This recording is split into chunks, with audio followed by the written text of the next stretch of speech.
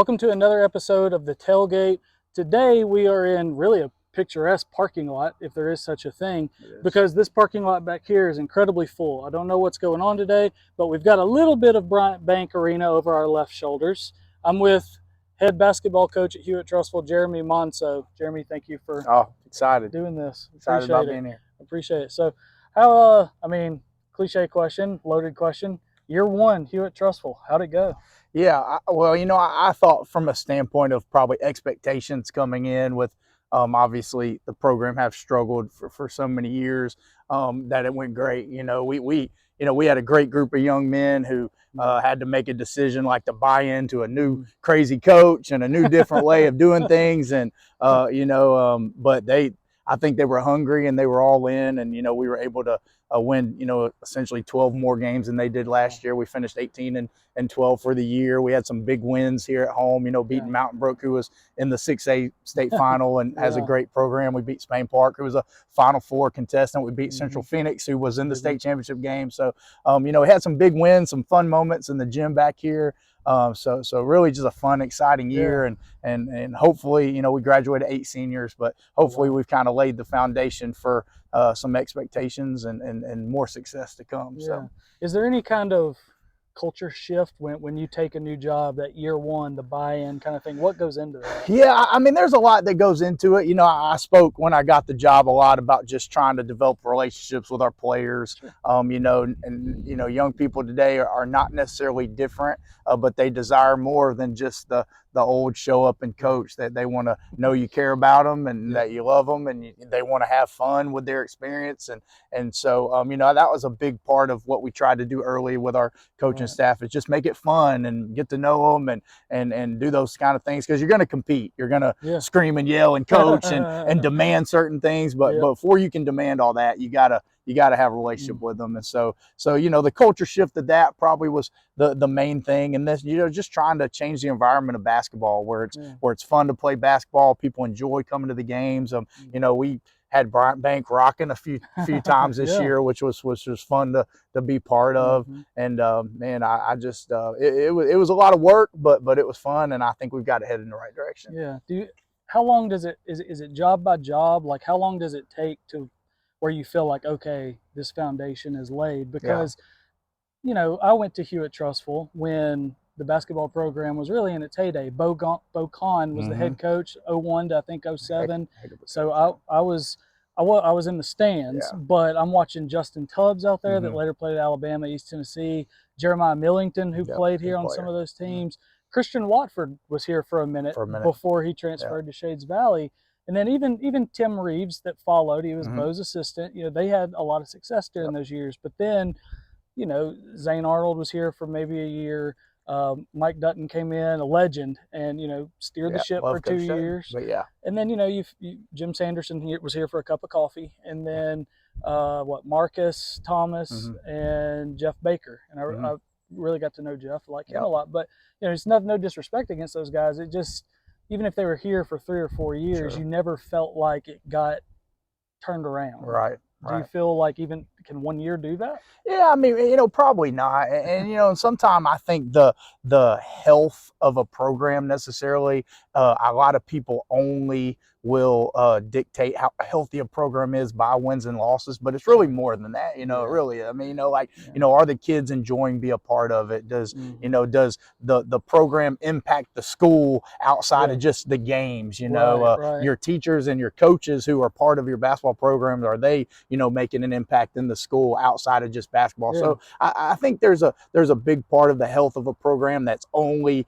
dictated by wins and losses. But I know what's going on inside that locker room from a relationship standpoint. From you can tell that now there is like an expectation of how they come in every day, how they work every day, how they represent us in the community, and we're kind of trying to permeate that down through the middle school and all that. And I felt like for almost, it's not even been a calendar year yet since Yeah. I've been in the building, and I think we've done about as good a job as you could do. I mean, you know, we wish we could have played a couple more games, Sure. you know, obviously, and felt like to some extent that we were good enough. You know, I think our Yeah. resume showed that. But as far as what goes on every day in the basketball program that not many people get to see, you know, we feel good about where it's at and where we are, and we're gonna keep working every day. Yeah, something I touched on a good bit with Jeff Malden, the baseball coach here. You know, I've seen it forever with him being here Sure. 10, 11 years. Is, you know, they've got that hashtag, the HT process. Mm-hmm. And he talks a lot of process, you know,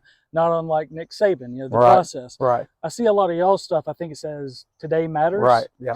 Tell me about that. What does that mean? So, you know, when I was a younger head coach and trying to kind of find my way, the one thing that I noticed with a lot of the programs that sustained success, and that didn't mean they won championships every year. It just meant like you knew what you were going to get every time you went and played those teams. They always kind of had a rallying cry for the program, you know. And so I started kind of thinking, you know, what kind of was me, because if it's not you, it's going to be hard to sustain that. And one thing that is very important to me is just the value of a day, you know, like understanding, like, you know, that, you know, it talks in the Bible how our days are numbered, and you know, like everybody to some extent, you know, has a death date, you know, but so what are you going to do today to maximize what you're doing? And the way we use that, obviously, with basketball, like you know, when we hit the weight room Monday, we can get better that day, and when we hit the skill work, we can get better that day. But you know, you also have your relationships with your parents, your relationship with your classmates, your work you're going to do with your teaching, like whatever job you choose to do, like you have that kind of day to go out there and make a difference in the world, and to try to be great at whatever you're doing. So that's kind of our rallying cry, mainly because I just, you know, that's just something with my kids and my wife, and just everywhere I kind of always have just thought, like, you know, do we really understand how important just that day is? I think so much is done like we're preparing for the future, or we're worried about what happened in the past, and nobody ever just talks about, you know, being great for Monday, and then, you know, when Tuesday gets here, we'll worry about that. So and that's kind of what we talk about our program also, because, you know, we say, hey, you know, you can't, we don't know what's going to happen next year, but all we can do is focus on trying to get as good as we can today, and then generally the results take care of themselves. And that's kind of a Nick Saban HT process kind of thought, but that's just what we're trying to instill. We talk about it a ton with our teams, and we're trying to, you know, get it kind of, we put it on our t-shirts, and just want it to be a thing that we're about, you know? I like that. Well, I mean, like how, I mean, you've been at the college ranks. You've been, I know you did, what is it, 7, 8 years at Clay Chalkville? Oh, 7. 7 years at Clay Chalkville. The 1 year at Springville was area title, 25 wins, something like that. Wins, it seems like everywhere you've been, whether it be an assistant and then head coach, you've had a lot of success. I mean, I know it's coach speak to say, well, I've had a lot of good players.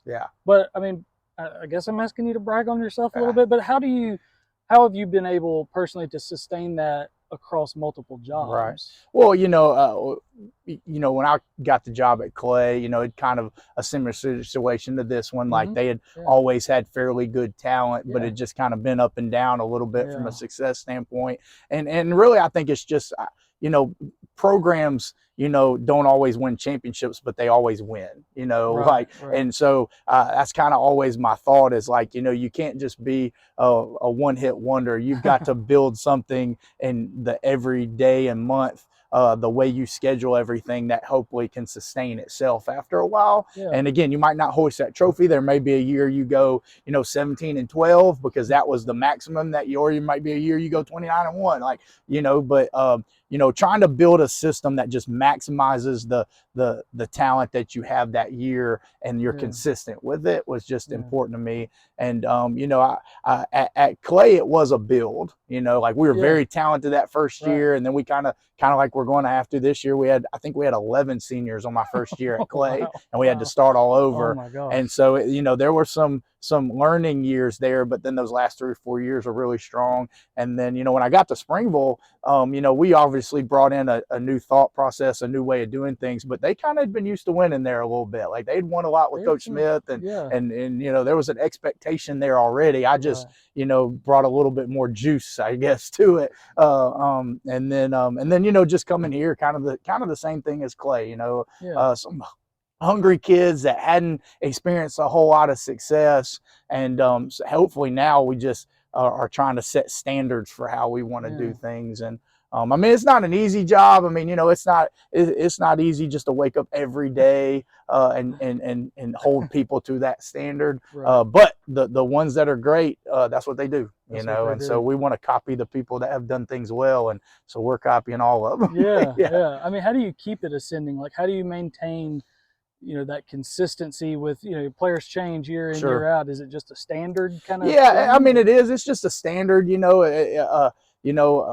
I'm in a lot of areas in my life, I'm, just try to preach not being complacent. Like the second you become happy with where you are, somebody gets ahead of you, and so, like as much success as we had this year and as much that we are enjoying that, and we're going to celebrate that because that senior, those seniors deserve that celebration, and this team itself deserves its celebration. There's also a season coming, right? So I try to be the happy medium of both. Like, hey, when you win a game, you celebrate it, you enjoy it. But then there's also the next day, right? So, right, there's 24-hour rule, and that's kind of the same way with the season. We'll have our banquet on the 15th of this month, and we'll celebrate our senior class and this particular team. I tell our team all the time. I said one thing that's really cool about athletics, but also needs to be understood is like you might have 4 years of basketball left, but every year is a different group of kids, a different team, a different locker room. Like it's never the same. And so this team had its identity and the people who played on it, and then we ended it, and now we're going to start focusing on next year. So just trying to move into the next day, kind of the today matters thing, and hopefully we can sustain some stuff. What kind of get technical with me on basketball? What kind of, I mean, I know you got to cater things to what your personnel is and that kind of thing, but what kind of system, what do you like to do, offense, defense? Yeah, well, hopefully some people that were in the building this year will be able to say that, I'm kind of a defensive guy first. You could see it if you were just a box score looker. I mean, I just believe like, there's going to be some nights the ball goes in, there's going to be some nights that not, but if you focused on being as great as you can as a team defensively, you can give yourself a shot, every game. And so it kind of starts there with us a little bit. We put a lot of time into it. We put a lot of terminology, and we do things a little differently defensively than probably the regular defensive team. But how so? I mean, don't give any other coaches ammunition. I mean, we're not like a 100 miles an hour full court press, which is very exciting these days. Mike Anderson. We're not 40 minutes of hell. Yeah, we're more like sit down and make you earn everything, and we're gonna up the tempo by some things that we do kind of in the half court, and making sure that we don't just let people go middle, and some of the jargon of coaching that you throw out there that means stuff to others, means nothing to others. But we want our kids to be really good at it because we work at it every day. And then offensively, I mean, I would like to think that, we try to do what our players do well, the personnel changes every year. I mean, we do have some system things that we do, but I've ran that system now, the offensively, what we've been doing for 5 years. And one thing I talk about with the coaching staff is like every year it's looked different, even though it's the same system, but it's because your personnel changes. And I think it's just because it maximizes what your team does well, and it tries to hide a little bit, what your team doesn't do well. And so, hopefully, we play a fun brand, I think, and, we push when we can, and we sit down and guard people and try to make it hard. And I wish we had a shot clock, that would help us a ton. But we have certain things we like to do, and we just want to be great at it when we choose to do them. Do you think a shot clock is ever coming to Alabama? I mean, it's got to eventually, right? And you do get other states have it? They do. In fact, I think there's 11 states right now that have shot clock in high school basketball. I know Georgia does. I think like Wisconsin. So I have friend coaches that coach in some of those states. And I think we will eventually. I mean, I remember seeing, I can't remember who the opponent was, but this is back when I was either in junior high watching the high school play, or in high school. It might have been, I'm just guessing, it might have been Mountain Brook. I can't remember for sure. But it was, they cross half court, and they just wait, and they just wait. And I mean, you'd end up with games that are 20-18. And 6 points in a quarter on probably 3 of 5 field goals because Sure. they just hold it and it's just Yeah. so boring. Right. Like, it's just, yeah, I could see why that would help. And, I think that personally, just a fan, I love basketball. It's my favorite sport, but it seems like it would make everybody better. Yeah. To me, it makes you coach a little bit different, coach a little bit harder. It makes the guys a little more sense of urgency, that Sure. kind of thing. I really wish that could be implemented, Yeah. whether it be 25-second, 40-second, whatever it might be. Just give us something. Yeah. Well, and you'll get. I mean, I mean, there's both sides of the argument. Like, there's some really good basketball coaches that if they might not say it out loud, but if they had a vote, would vote against it. And they would say, hey, it's part of the game to have to be able to hold the ball or to be able to, and whether or not you come out and guard us is up to you. Like, that's a strategy thing. And I do understand that because I do get it. But, they're playing with it overseas in the younger ages with shot clocks. And for me, it's not about, not everybody's going to play college basketball. So, like, when people are like, oh, it gets your guys ready for college, I'm like, yeah, but, there's about 5% of kids going to play college basketball, So I just think it makes the game better.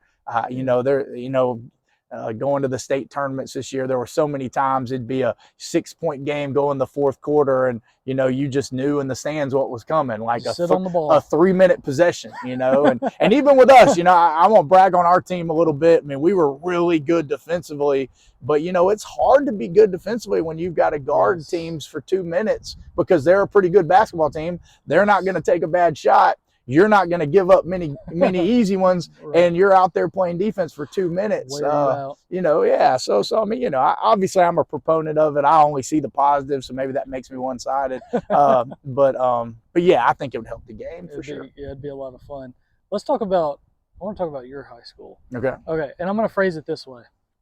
We'll get into it a little bit. How do you score more than 4,000 career points, but also have more than 1,000 assists? Yeah, especially since there was no shot clock. Sure.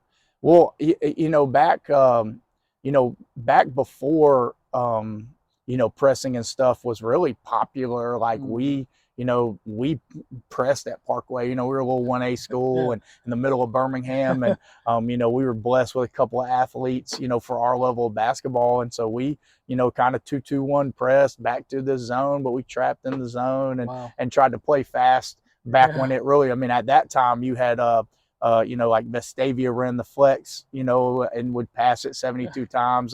Jerry North, who was an absolute legend, basketball coaching legend, but he was kind of known for getting a great shot no matter how long it looked. Like, those were kind of the guys that were coaching high school basketball and winning back then. So we were kind of even the first ones to really do that. And then, I think Bucky, McMillan came along and made it famous for all of us. But but that was part of it. There were a lot of possessions in games that we played in, and, I don't know, we just had great teammates and I mean, that was just as you're starting to bring it up, obviously I went to Parkway Christian, which is no longer there. I think the building was bought out. Cornerstone School, and they still have teams or whatever, but those were just fun days, man. I was blessed to play, obviously from my dad who was my coach, and then had some great teammates, Chris Monroe, James Landrum, Kerry Gillum, Marcus, and Jamel. I mean, I remember all those guys, just great teammates that just loved to play, and it was just fun times. It was good memories. Son of a coach, when did you first pick up a basketball? Oh man, I probably had a basketball in the crib. I mean, my dad, coached basketball since the time I was born. So where did he coach? He was actually that he went to. My dad went to college here at Southeastern Bible College, like way back when, and actually started out as a music minister and was a youth director, and the school that the church kind of was with a lot kind of like a Parkway situation, lost their basketball coach, and he ended up coaching there and then never looked back. And he was, coaching high school all over the place. From when we went to Pensacola, Florida, he was at East Hill Christian there, and then we moved back to Louisiana where he coached at his alma mater. And then right before I was in 8th grade, I actually played varsity basketball in 7th and 8th grade in Louisiana.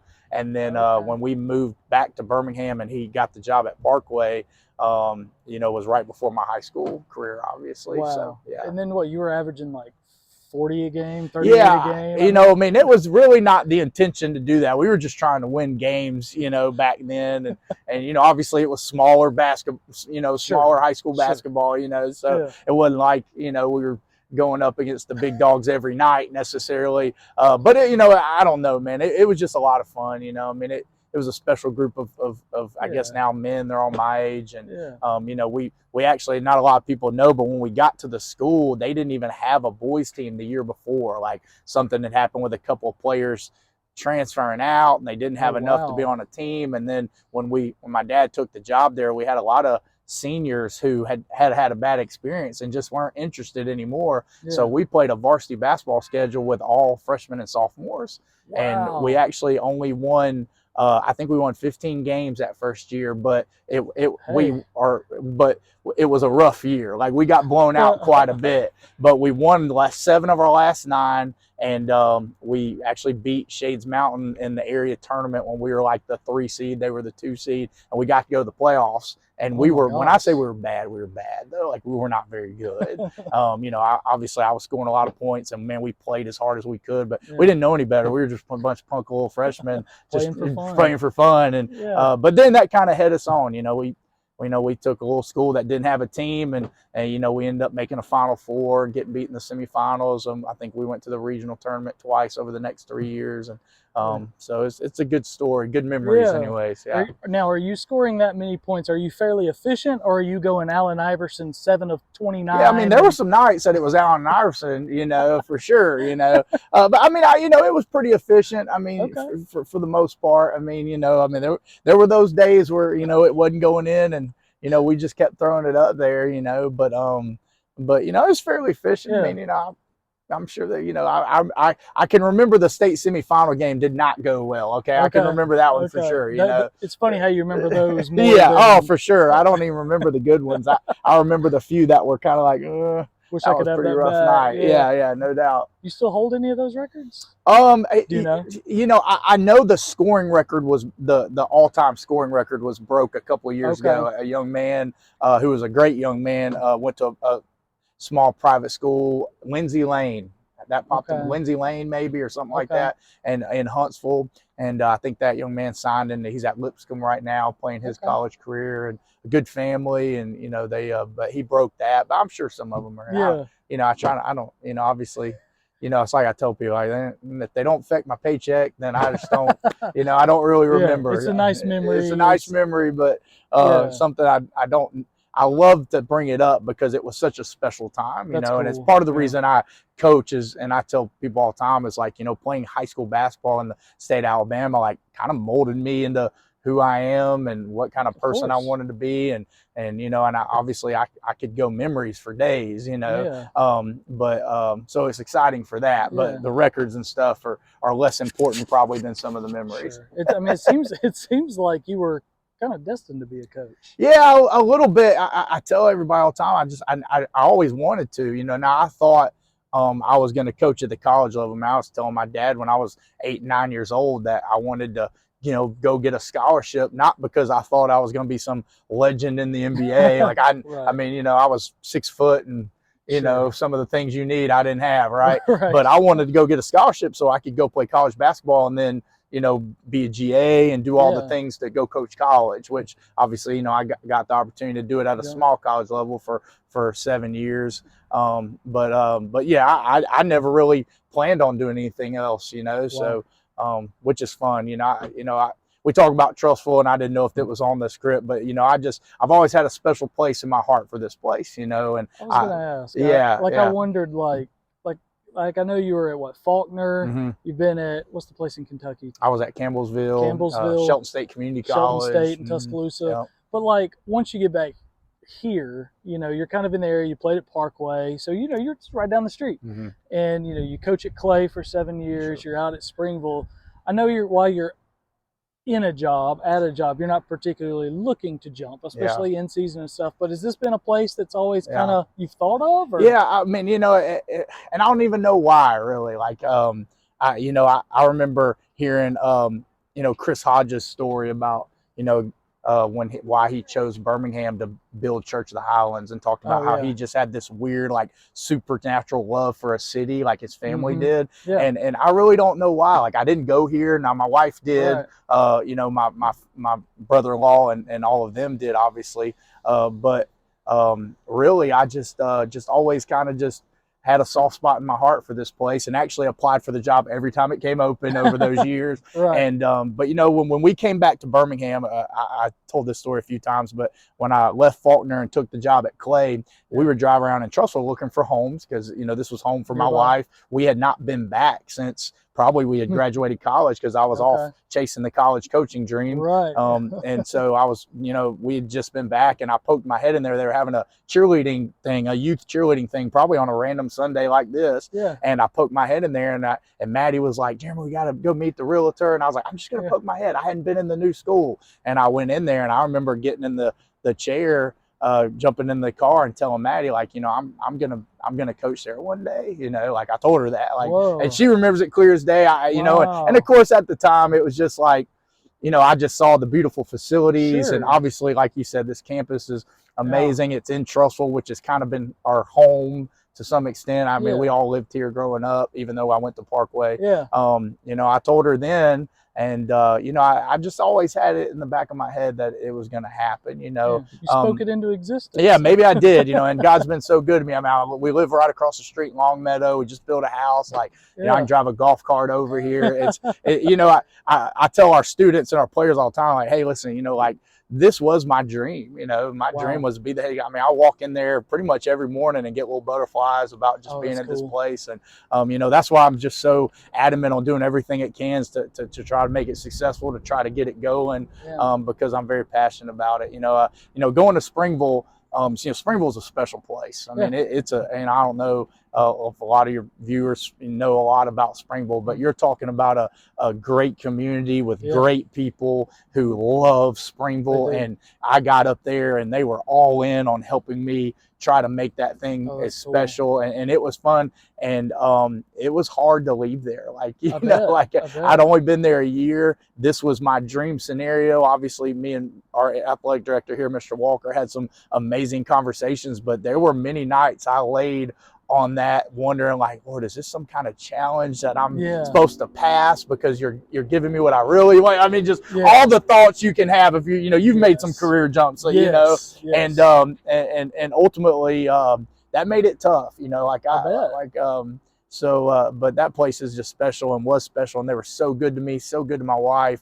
But this was the only, you know, and what's weird is that that summer I got calls from 4 or 5 different openings, and passed them all of them up, and this was just the only one that I just wouldn't have said no to. You know, that's really cool. Yeah, it is. So you're pretty locked in, committed at this point. Yeah, I mean, listen, unless they run me out of here, which you never know. Such as life in coaching. Yeah, such as life in coaching, and you know, but unless they run me out of here, I hope to end my career here, and I hope to watch my kids go through the system as Huskies. And you know, like I said, I don't want to be too weird about it, but I get pretty excited about that HT and wearing it and putting it on the truck and all the things. So what is 5 years from now? I hate this question, like in interviews where people are like, where do you see yourself in 5 years?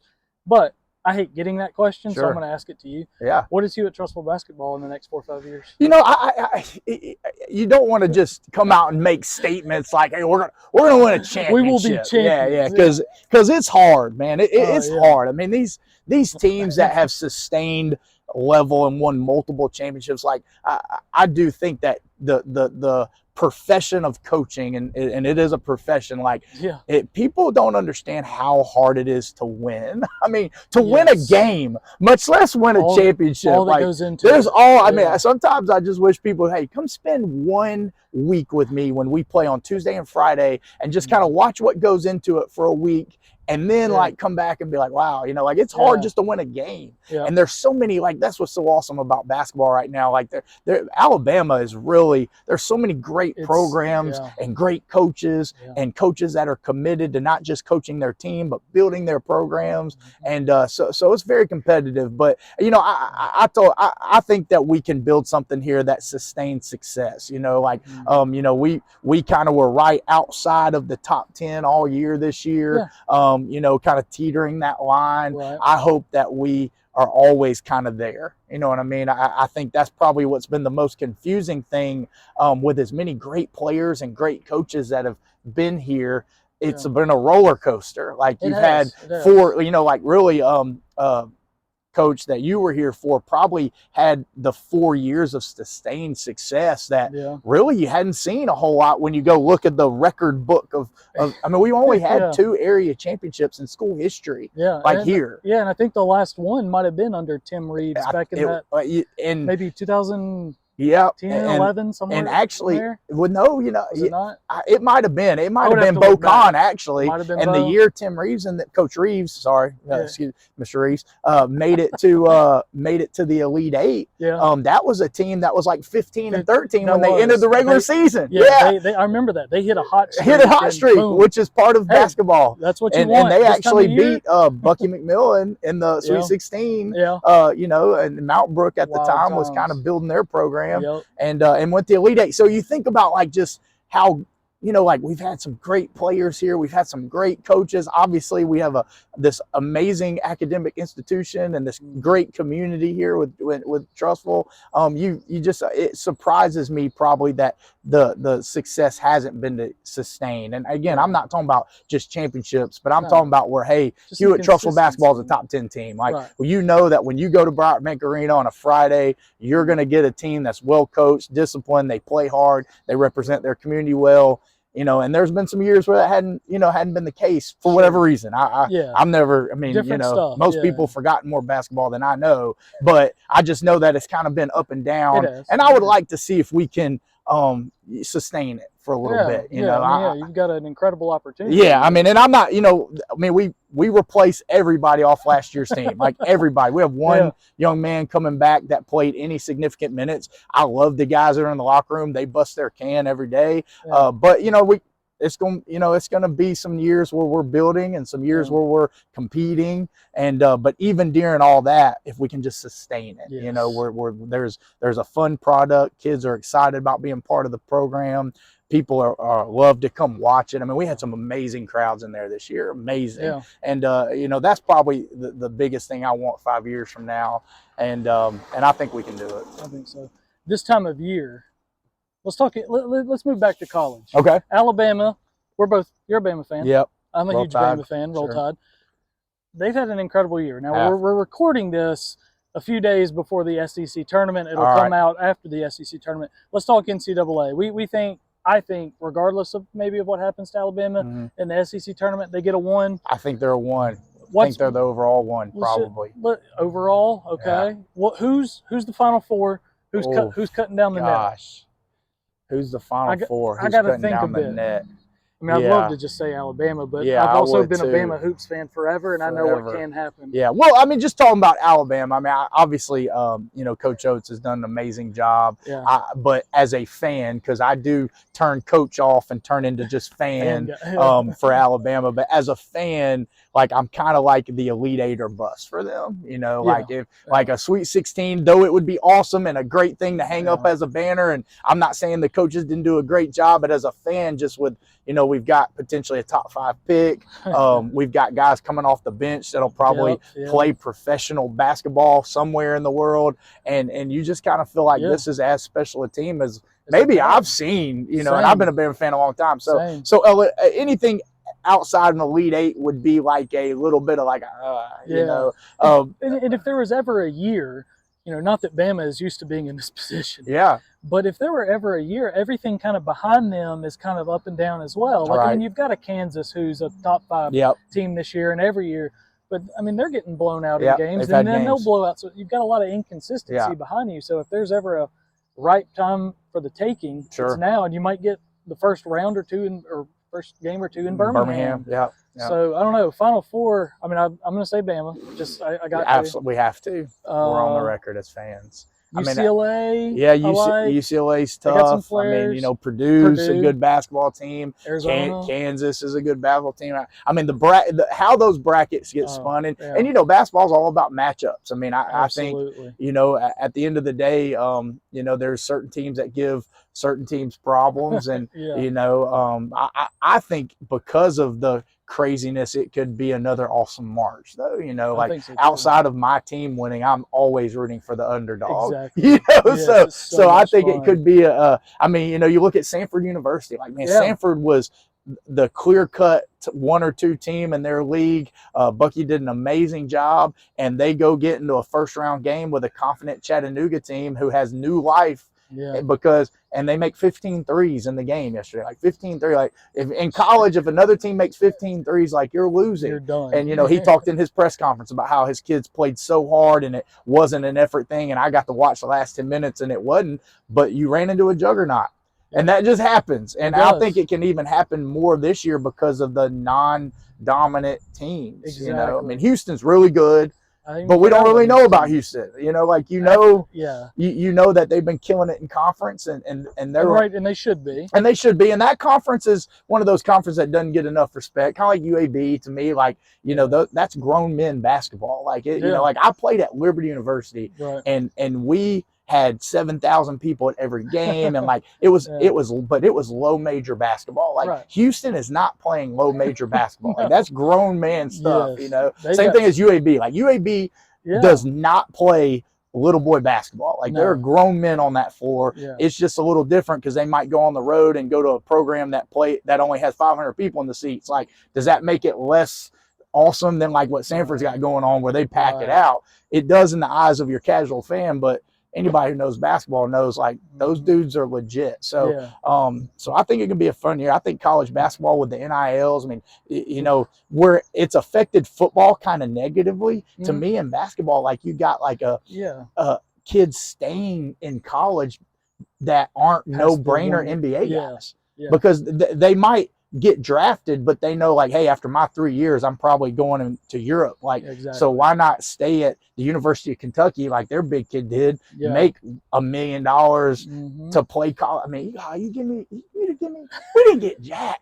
I played 4 years college basketball. Like, we didn't get nothing. Like our meal plan was big time. Like, so you get now where somebody's going to give you, $500,000 or a couple of, heck, I would have taken a meal card to Chick-fil-A. Like, so I think it's really maybe impacted. Now, I hate the transfer portal but the NIL for college basketball has maybe kept some of those dudes that were one and done. I always thought the one and done was stupid, by the way, not to change the subject. Well, no, like I personally, I don't have a reason other than I think guys, if they want to, should be able to go straight from high school. Doubt. Like, could you imagine if that rule had been in effect? I forget when it went into effect, but let's say LeBron had to play that 1 year at Ohio State or wherever he was going to go. What's the point? Right. There's no point to it. And they're 18 years old. And not to try to get on the good side of teachers and professors, but to me, it makes a joke of the educational institution that, it does. I mean, again, they're going to take the you're going to college to play college basketball and to be a college student. Like, you're doing both. And when I know that you're a cat that's going to come in and for sure for 1 year be gone, that to me, that almost like, it cheapens the educational process to me. And so I've always thought that there should be a better way of, you can go, but once you come, you got to go play 2 years. And I mean, like college baseball, I mean, we do it kind of in baseball, and even in football, like you got, they got to stay 3. And I understand basketball is a different sport, but the NIL without the transfer portal, if we could somehow figure out that thing, because that's chaos. It is, but that door is always open, right? A revolving door. No doubt. But the NIL keeping some people to stay in college because, hey, I'm gonna go do this for another. I think it's helped the game some, which is why I think there's so much parity and anybody can win it.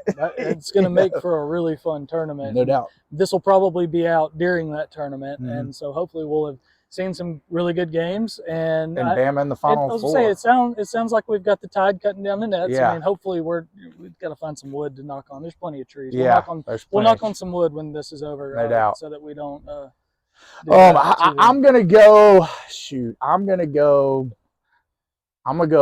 without knowing the brackets, because if they get put in the same brackets, then we don't look like professionals here. Right. But I'm gonna go Alabama, Purdue, Kansas, and I'm gonna say Houston gets there. Okay, I'm gonna go Bama, and I had a neighbor growing up that moved here from Kansas, and they were Kansas fans, and he moved here about 2002. So we watched the whole next season together, and then they won. Well, let's say they lost to Syracuse when Hakeem Warwick knocked that ball out of bounds. But I'm a closet Kansas fan. Yeah. So I'm going to go Bama, Kansas, UCLA. I like some of the guys there, like some of the experience and Mick there. Cronin's Cronin's a tough guy. Yeah. And part of me wants to pick a random team. I always pick a random. You know what? I was going to say Purdue. I'm going to go UConn.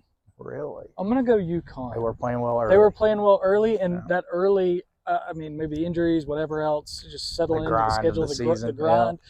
But tournament play, that one and done type thing, that's when they were playing well. It was preseason type tournament stuff. You're right. But that'll be my little. I mean, I think they're ranked 14th as of us talking. I mean, it's a little reach, but not. It's a little not reach, a star reach. But without that dominant team, that'll be my sleeper pick.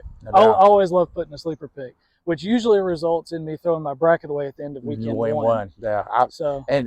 In saying that, like, I am the worst bracket picker of all time. My brother-in-law Murray, who a lot of people know, calls me like every year, like, I need help with my picks. I'm like, you're asking the wrong guy. Like, I never finished in the top 5 of any bracket pool ungambling that I've ever, not good at that. I can't remember if I pick with my heart too much and not, not the facts. I can't remember if it was last year or the year before.